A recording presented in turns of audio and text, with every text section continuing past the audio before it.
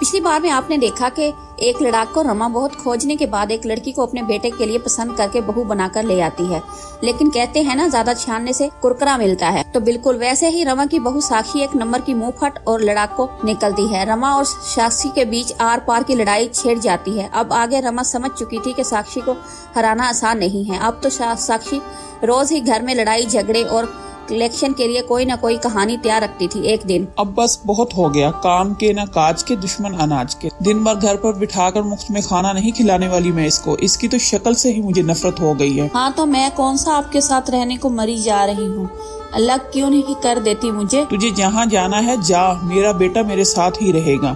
मैं कौन सा आपके बेटे को छीन कर भाग रही हूँ, मैं तो यहीं ऊपर वाले फ्लोर पर रहूंगी आपके सामने, खूब देखती रहना अपने बेटे को रोज आते जा। बढ़िया ही ऊपर के फ्लोर पर रहने वाली, तुझे हेज में लाई थी क्या ऊपर का फ्लोर? तुझे फ्लोर तो क्या ऊपर का एक कमरा भी ना दूं, मेरा बेटा यहीं मेरे साथ रहेगा।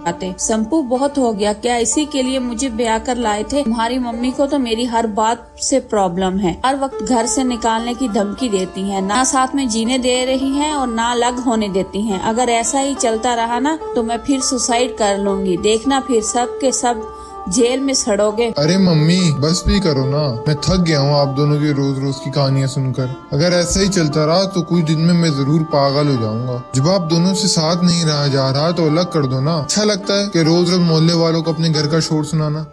2 दिन पहले आई बीवी के सुर में सुर मिलाता है, तुझे शर्म नहीं आ रही? ठीक है क्या हो जा अलग, बीवी आ गई, अब माँ के प्यार की जरूरत किसे है? देखो तो कैसे बहू के सुर में सुर मिला रहे हैं। सारी जिंदगी बिता दी इन बाप बेटे की चाकरी में, आज देखो सभी मेरे ही खिलाफ खड़े हो गए। क्या फायदा ऐसे शोहर और बेटे का जो कल की आई लड़की को देखकर रंग बदलने लगे। साक्षी माफी मांगो माँ से और बात को रफा दफा करो, बहुत तमाशा हो गया। अरे बाबा तुम्हारा कोई ईमान है भी या नहीं? हो जा बिन पेंदे के लोटे, मिनट में लड़कर उधर और मिनट में इधर।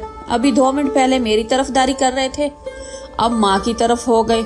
बाजी आज ये कहीं नहीं जाएंगे, आज तो इसी घर में फैसला होकर रहेगा। संपू मेरे साथ ऊपर रहने चलोगे या यही माँ का पल्लू पकड़कर बैठे रहोगे? ये बात सुनकर संपू बीवी के साथ ऊपर वाले फ्लोर पर शिफ्ट हो जाता है। माँ को बुरा तो लगता है, लेकिन माँ आखिर माँ होती है। कुछ ही दिनों में बेटे को माफ कर देती है।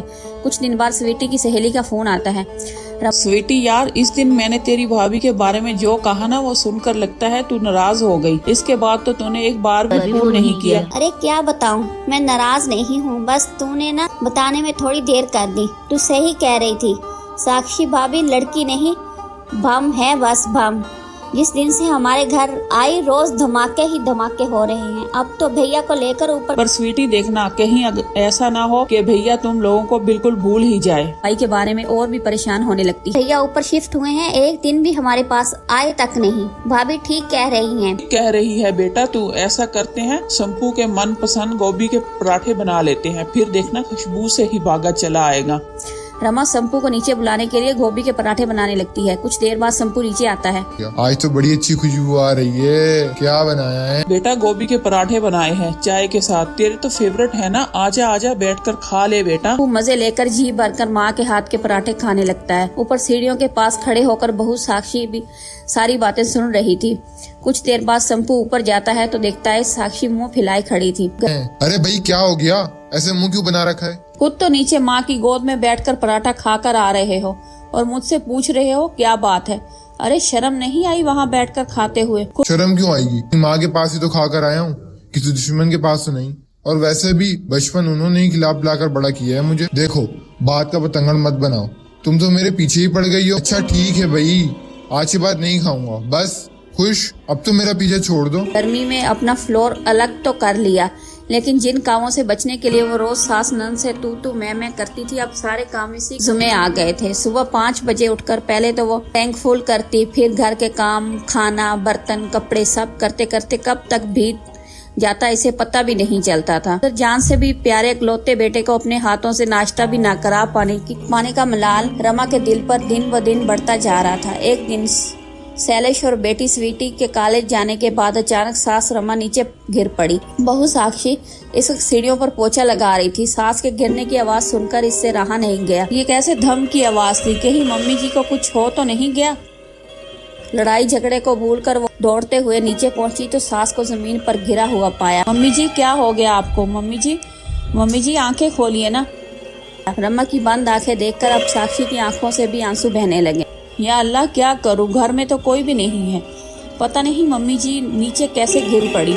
शायद मुझे नीचे इनके पास होती तो इनकी ऐसी हालत ना होती। बेचारी अब अकेली दिन भर काम में लगी रहती हैं। साक्षी जल्दी से सास को अपने साथ हॉस्पिटल लेकर पहुंच जाती है। कुछ अच्छा हुआ आप वक्त पर इन्हें यहाँ ले आई।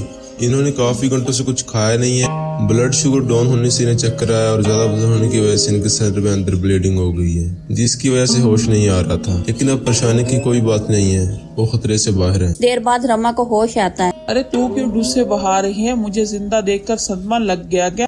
अम्मी जी आप भी ना, मुझे तो बहुत खुशी है कि आप ठीक हो गई। आपको कुछ हो जाता तो मैं किससे लड़ाई करती रोज रोज। जी ऊपर के फ्लोर पर मुझे भेजकर आपने तो सारा एंटरटेनमेंट ही खत्म कर दिया। मुझे नहीं रहना इस पिंजरे में, ना कोई बोलने वाला ना बात करने वाला। मैं तो वापस नीचे आ रही हूँ।